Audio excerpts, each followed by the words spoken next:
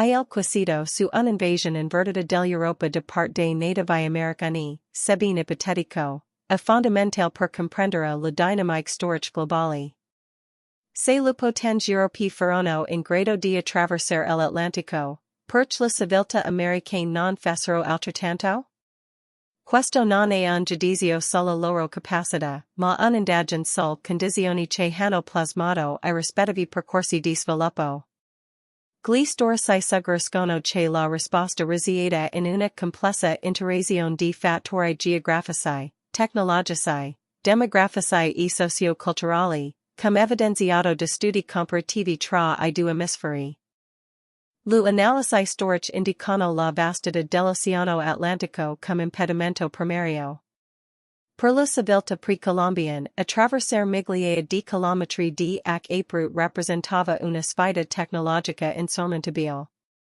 La dottoressa Eleanor Vance, esperta di storia marittima, sottolinea che le società native americane, per abile nella navigazione costiera e fluviale, mancavano delle imbarcazioni e delle conoscenze di navigazione oceanica necessarie per un'impresa transoceanica. I ritrovamenti archeologici sulla costa orientale nordamericana, come quelli documentati dallo Smithsonian, mostrano un focus su canoe e imbarcazioni leggere, ideali per il commercio regionale, non per spedizioni a lungo raggio. Il divario nelle tecnologie navali e lampanti.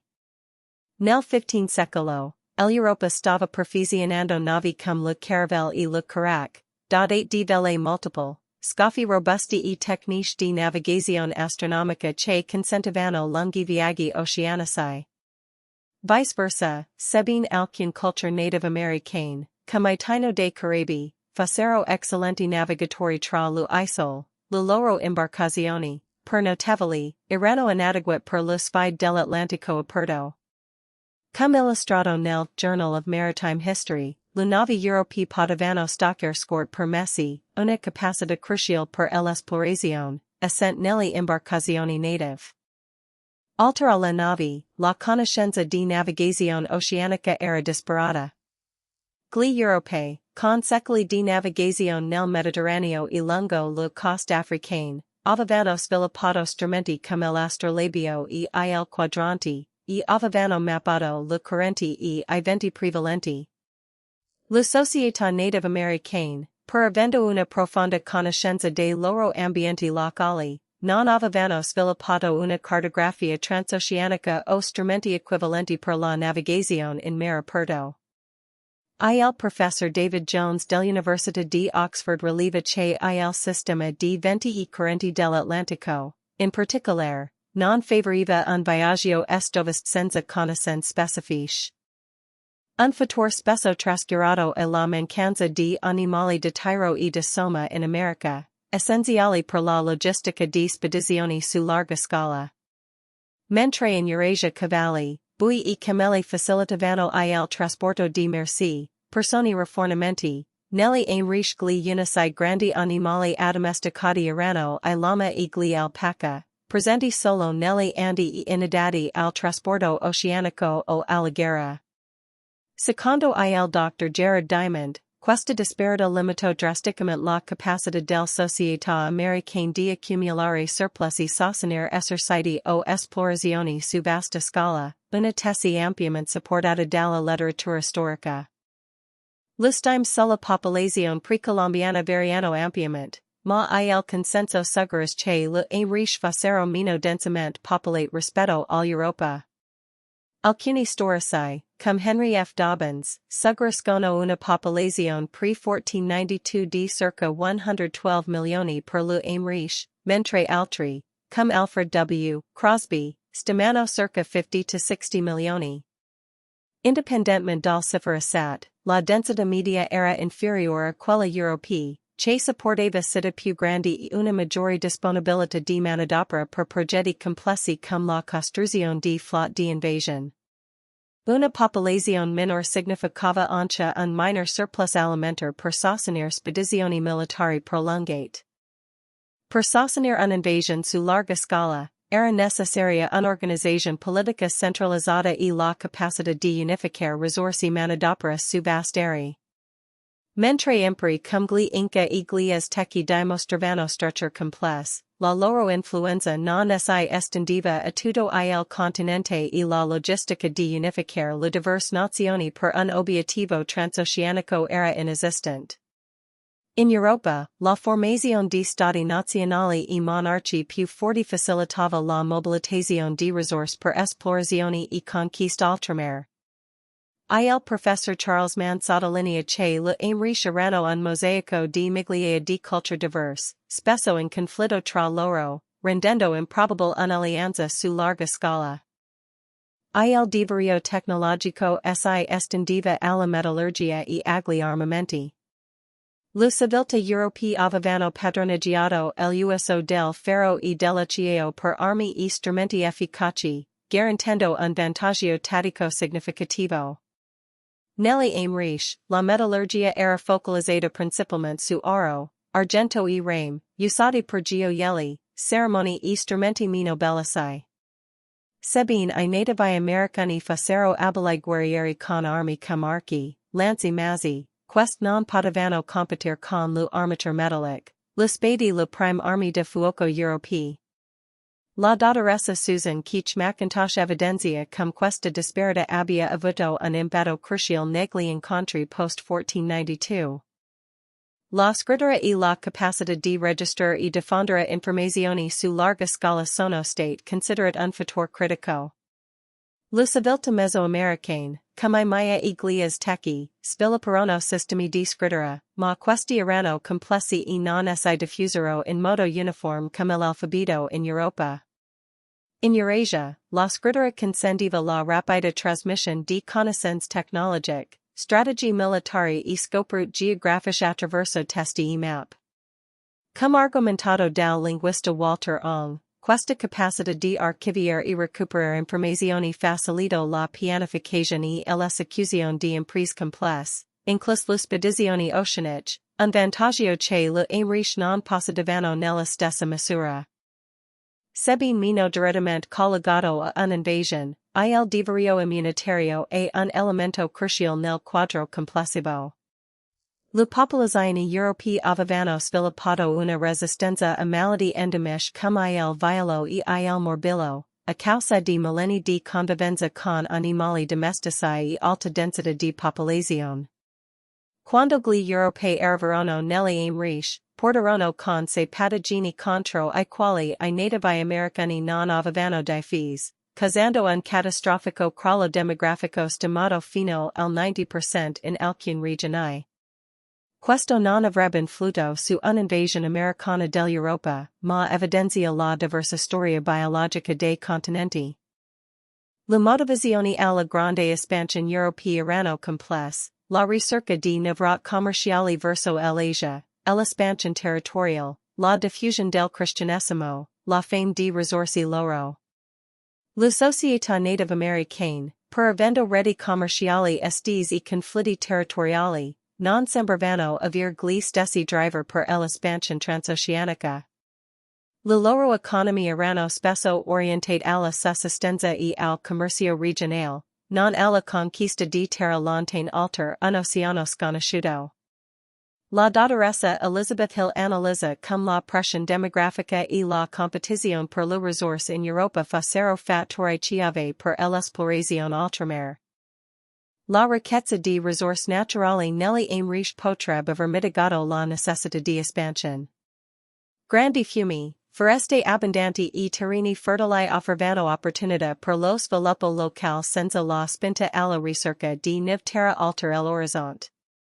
L'Europa, con una storia di esaurimento di alcune risorse e una maggiore pressione sulla terra coltivabile, aveva una spinta più forte verso l'esplorazione. Il climatologo Dr. Marco Rossi suggerisce che anche le condizioni climatiche, con periodi di scarsità in alcune aree europee, potrebbero aver incentivato la ricerca di alternative, un fattore meno presente per molte civiltà native americane. In Europa, la storia è costellata di imperi che si espandevano oltre I loro confini naturali, dai Romani e I Vichinghi. Sarà una cultura radicata di esplorazione, commercio a lunga distanza e conquista territoriale. Nelle Amrish, Sebin ci facero imperi e conflitti, la scala di espansione era prevalentemente continentale, non transoceanica. Non esistiva un equivalent della Reconquista o del crociate che spingevano a progetti ambiziosi alter mare. Il sociologo Dr. Paul Davies nota che le visioni del mondo di molte culture native americane erano più focalizzate sull'armonia con l'ambiente locale piuttosto che sulla dominazione di territori sconosciuti. Una teoria centrale è quella della diffusione delle innovazioni. Le civiltà eurasiatique erano interconnesse attraverso rotte commerciali terrestri come la via della seta e il Mediterraneo, facilitando la diffusione di tecnologie, idee e malattie. Questo ambiente favoriva lo sviluppo rapido e condiviso. Le Amrish, al contrario, erano caratterizzate da una maggiore frammentazione geografica e culturale, con minori scambi tra le civiltà mesoamericane che l'Andine, e ancora meno con il Nord America. Il professor John Kelly suggerisce che questo isolamento relativo ha rallentato la diffusione di alcune innovazioni chiave che avrebbero potuto favorire la navigazione oceanica o la metallurgia avanzata su scala continentale. Un fattore spesso citato per l'esplorazione europea è stata la pressione demografica. Dopo la peste nera del XIV secolo, la popolazione europea si è ripresa rapidamente, raggiungendo e superando i livelli precedenti. Questa crescita portò a una maggiore competizione per la terra e le risorse, spingendo verso la ricerca di nuove opportunità al di là dei confini conosciuti. Stiamo indicando che la popolazione europea raggiunge circa 80 milioni entro il 1492. Le Amrish, per ospitando grandi città, non avevano sperimentato una crescita demografica così intensa e generalizzata che spingesse migrazioni o conquiste transoceaniche. Questa differenza è cruciale, secondo la demografa storica, la dottoressa Anya Sharma. La rivoluzione agricola neolitica negli Amrish seguì percorsi diversi rispetto all'Eurasia. Mentre il maize, le patati e I fagioli erano culture fondamentali, la loro diffusione e le tecniche agricole non permisero sempre la stessa densità di popolazione surplus alimentare che si vedeva in alcune part 1 dell'Europa con grano e orzo. Inoltre, l'assenza di animali da tiro per l'eratura limitava l'efficienza agricola. La mancanza di una cintura di fertilità estesa e di facile navigazione fluviale, come in Europa, contribuì a mantenere le popolazioni più disperse meno interconnesse, come discusso dal geografo Carl Sauer nei suoi studi sull'origine dell'agricoltura americana. Il commercio a lunga distanza ha storicamente stimolato l'innovazione marittima. Le città-stato marinare europee, come Venezia e Genova, prosperavano sul commercio transmediterraneo, spingendo allo sviluppo di navi più grandi e sicure. Questo ciclo di commercio innovazione non aveva un parallelo transoceanico negli Amrish. Sebbene esistessero estes reti commerciali interne, come quelle della civiltà del Mississippi o del rotte costiere tra I Maya e I Caraibi, non ricevevano la tecnologia necessaria per affrontare un oceano aperto. Il professor Felipe Fernandez Armesto sottolinea che la geografia del Mediterraneo fu un laboratorio cruciale per la navigazione oceanica europea. In Europa, l'emergere di grandi porti e città costiere funse da catalizzatore per l'esplorazione. Città come Lisbona, Civiglia, Bristol e Anversa divennero centri di innovazione navale, finanziamento e reclutamento di marinai. Negli Amrish, sebbene esistessero importanti insediamenti costieri, non svilupparono la stessa infrastruttura portuale o la cultura marittima incentrata sul lungo distanze oceaniche. I centri di potere come Tenochtitlan, Azteci, e Cusco, Inca, erano situati nell'entroterra o in alta quota, e le loro esigenze maritime erano diverse. La dottoressa Lisa Kahn, esperta di geografia urbana storica, evidenzia questa differenza come cruciale. Le migrazioni di massa e I grandi conflitti interni in Europa, come le invasioni barbariche, la riconquista o le guerre di religione, spesso portavano a spostamenti di popolazione alla necessità di cercare terra. Lu aimriche, per avendo I propri conflitti interturbali e movimenti di popolazione, non sperimentarono forse equivalenti che spingessero all'emigrazione o alla conquista altremare. La pressione a fuggire o a espandersi alter il proprio continente semplicemente non era presente, o non era della stessa intensità. Il Dr. Timothy Parsons sostiene che la scarsità di terra relativa in Europa, a fronte di una popolazione in crescita, fu un motor primario per l'esplorazione. La cultura scientifica e la sete di conoscenza, particolarmente evidenti nell'Europa rinascimentale, giocarono un ruolo cruciale. La curiosità per il mondo, la riscoperta della geografia classica e il desiderio di verificare le teorie di Tolomeo e altri, motivarono gli esploratori.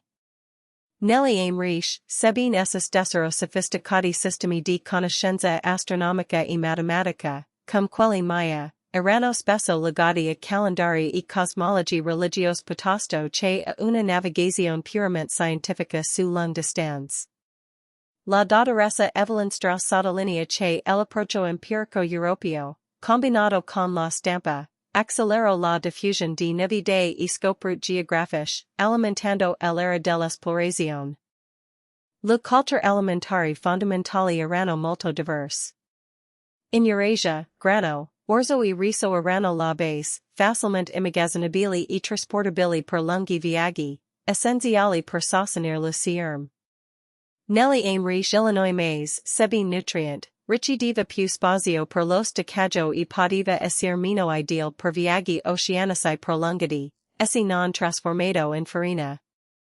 Anche pate di fagioli, per fondamentali, non essi prestavano allo stesso modo a essere provesti per messi in mare. Questo, combinato con l'assenza di carne conservata su larga scala, rendeva la logistica di una spedizione oceanica molto più complessa per la civiltà americane, come evidenziato dagli studi sulla nutrizione antica di Patrick K. O'Brien. Le correnti oceaniche giocano un ruolo cruciale nella navigazione transatlantica. Le correnti del Nord Atlantico, come la corrente del Golfo, favoriscono il viaggio dall'America all'Europa, ma solo con imbarcazioni adatti una buona conoscenza dei venti. Le correnti che facilitano il viaggio dall'Europa alla aimriche, invece, sono più diretti e più accessibili. Senza la tecnologia per sfruttare efficacemente queste correnti e venti Illinois viaggio verso est sarebbe stato straordinariamente difficile. I modelli oceanografici storici confermano che un ritorno verso est dall'America richiedeva navi robuste competence nautiche avanzate, come ha dimostrato la dottoressa Karen R. Jones nel suo lavoro sui modelli di vento e correnti. Economicamente, la creazione di una flotta di invasion o di esplorazione oceanica richiedeva investimenti massicci.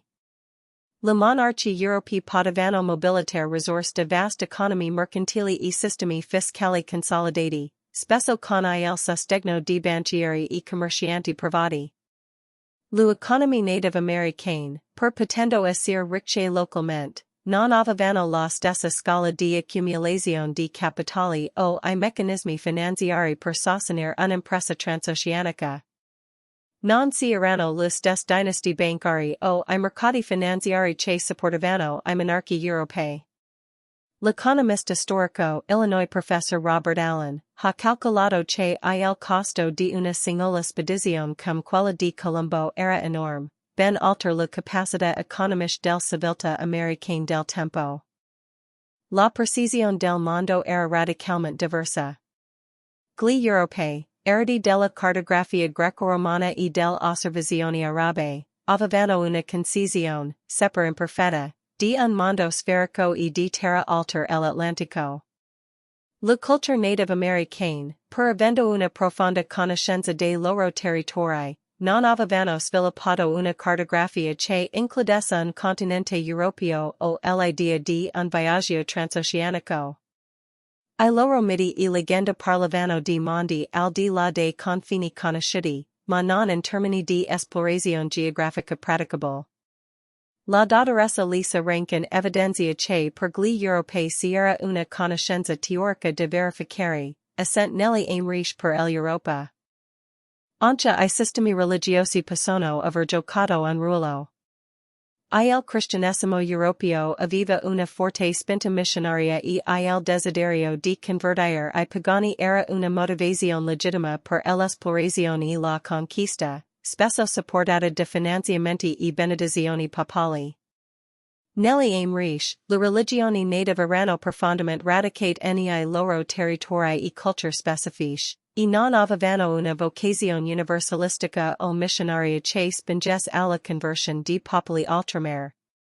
Il teologo e storico delle religioni Illinois professor Mark Juergensmeyer nota che l'ideologia religiosa europea forniva una giustificazione morale e spirituale per l'espansione, un elemento assente nelle Americane. L'Europa era il terminale occidentale di una vasta rete di scambi e contatti che si estendeva attraverso l'Asia e l'Africa.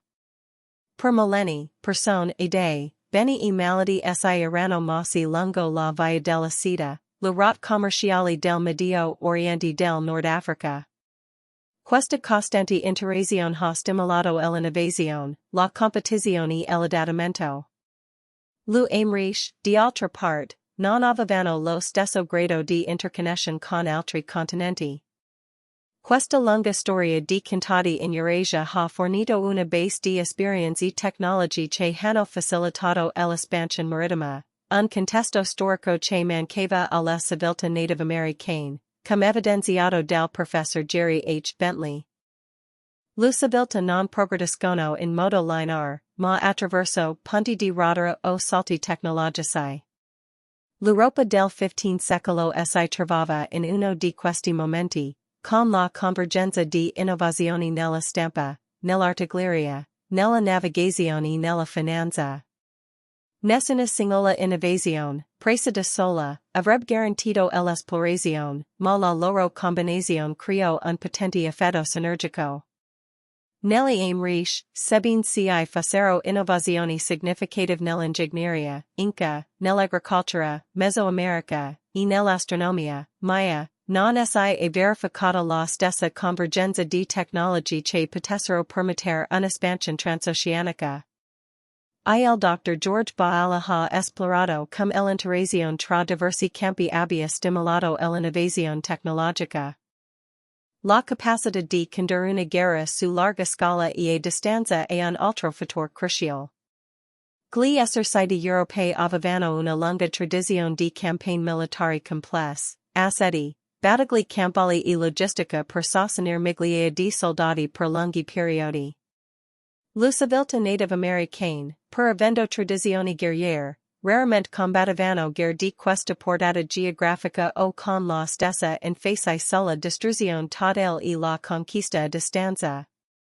I loro conflitti erano spesso più localizzati o avevano obiettivi ritualistici. La dottoressa Helen R. Leach sostiene che l'esperienza di secoli di guerra moderna in Europa sviluppo capacità logistica e strategica uniche. Lo sviluppo di un impero marittimo, come quello portoghese o spagnolo, richiedeva una visione a lungo termine una previsione di potere oltre I confini terrestri. Questo tipo di strategia, basata sul controllo del rotte commerciali e sull'insediamento di avamposti a distanza, non era immerso nelle Americane. Le civiltà dominanti, come gli Aztechi e gli Inca, erano imperi terrestri, che estendevano il loro controllo attraverso la conquista e la sottomissione di popoli vicini. Non si era una spinta a stabilire coloni oltremare.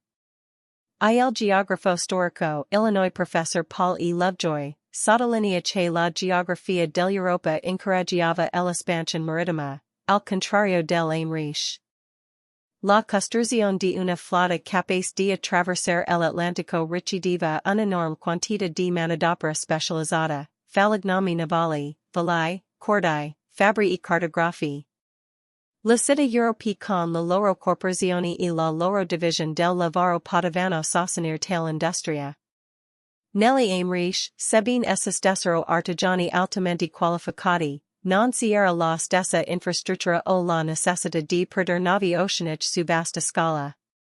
I talenti erano diretti verso altre forme di costruzione, come I templi o lu infrastrutture agricole. La storica dell'arte della tecnologia, la dottoressa Maria Grazia Rossi, evidenzia la differenza nell'organizzazione del lavoro e nella specializzazione. A crucial riconoscere che la civiltà sui due continenti si sono sviluppate in modo asincrono. L'Europa era in una fase di rapida evoluzione tecnologica e sociale nel periodo immediatamente precedente il 1492.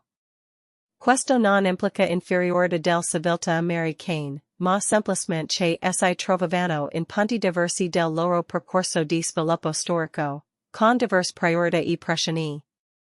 Se gli stessi stimoli e la stessa sequenza di innovazioni fossero stati presenti in America, la storia avrebbe potuto essere diversa.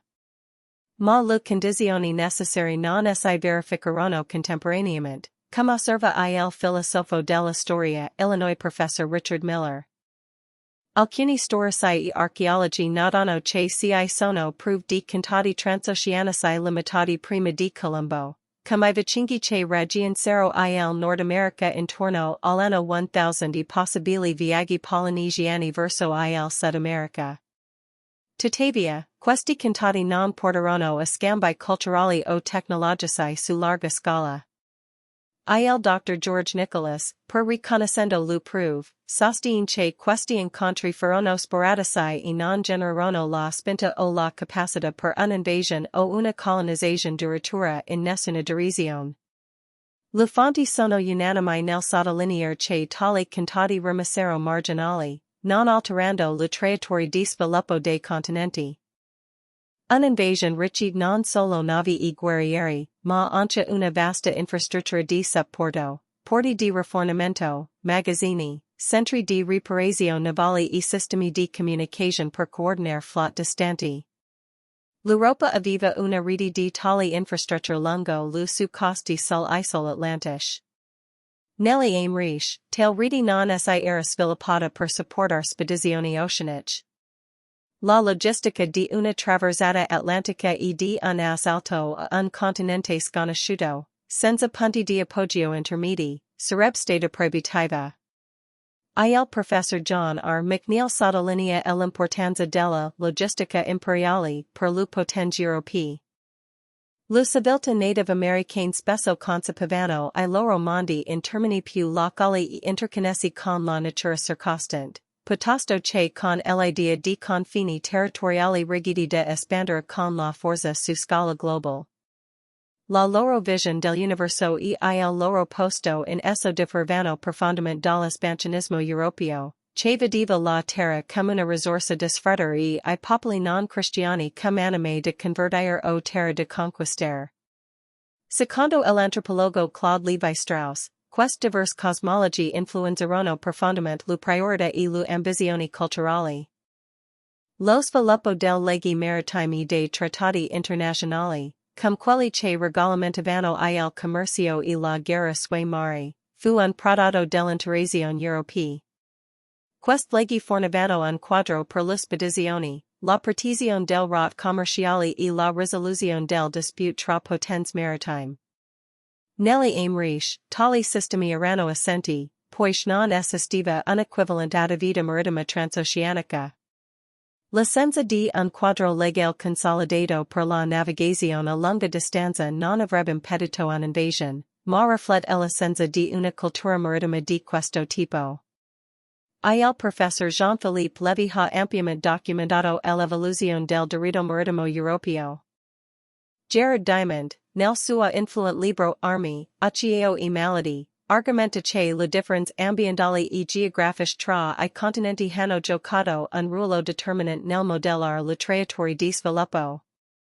La disposizione est-ovest dell'Eurasia facilitava la diffusione di culture, animali e tecnologie, mentre l'orientamento nord-sud dell'America, con barriere climatiche e geografiche, rendeva la diffusione più difficile. Questa visione, per controversa e criticata per il suo determinismo, offre una cornice per comprendere le disparità nelle capacità di espansione. senza una diffusion rapida, l'innovazione che potevano consentire un'invasion transoceanica non si sono accumulate in tempo, come spiega il Dr. Philip L. Cole. L'Europa, storicamente, è stata costantemente sfidata da potenze esterne, dagli Ottomani, ai Mongoli, ai conflitti interni continui. Questa costante pressione ha stimolato l'innovazione militare, la costruzione navale e la ricerca di navrot. L'Americhe, sebbene avessero conflitti interni, non affrontarono la stessa pressione da parte di un sfidante esterno in grado di stimolare un'espansione aggressiva e transoceanica. La necessità di difendersi da minacce maritime a lungo raggio o di trovare nuove risorse per sostenere la crescita non era una priorità, come analizzato dal professor Azar Gat nel suo lavoro sulla guerra e l'evoluzione umana. Per un'impresa come l'invasion di un continente, è fondamentale la capacità di mobilitare rapidamente grandi quantità di uomini e risorse. Le monarchie europee potevano importarsi, reclutar soldati e requisire navi con un'efficienza che la civiltà native americane, per potenti localmente, non possedevano su scala transoceanica. La burocrazia e l'amministrazione centralizzata europea, sebbene imperfette, erano strumenti potenti per la parisione di forza. La dottoressa Elizabeth Eisenstein osserva come la combinazione di Stato centralizzato e stampa abbia amplificato la capacità di mobilitazione e propaganda.